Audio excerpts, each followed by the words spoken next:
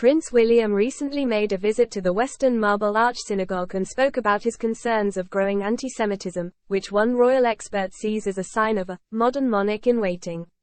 Daily Express US had the chance to speak to author Tom Quinn about William's recent engagement. Mr. Quinn said, "It's really interesting that William visited a synagogue at this particular time with the war going on in Gaza and concerns that the number of attacks on Jews have dramatically increased in the past few months. I say it's interesting because generally the royal family tries to avoid saying anything that could even remotely be interpreted as political. And this could definitely be seen as political given that it is so closely tied into the situation in Israel and Gaza." William met with Renee Salt, a 94-year-old Holocaust survivor, who spoke to William about her current-day fears.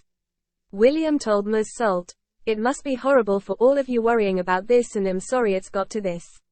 It will get better." Mr. Quinn, author of Gilded Youth, A History of Growing Up in the Royal Family, suggests people may be more inclined to listen to royals than, say, a politician. It could be argued that people listen more to a member of the royal family in these circumstances than they would listen to a politician. Politicians are always seen as having an axe to grind, and they can only speak in a way that ensures they don't get into trouble with the party leader, the local constituency party, and so on. William can speak and act without worrying about that kind of thing, so his visit is important because it sends a strong message of support for a minority group. He is seeing a difference between William and those who came before him, that he has a greater tendency to speak more freely than his father or grandmother.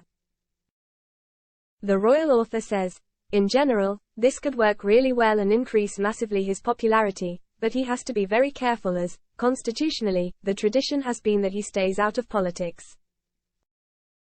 I think he wants to make his views known even if now and then he strays into what might be seen as the political sphere.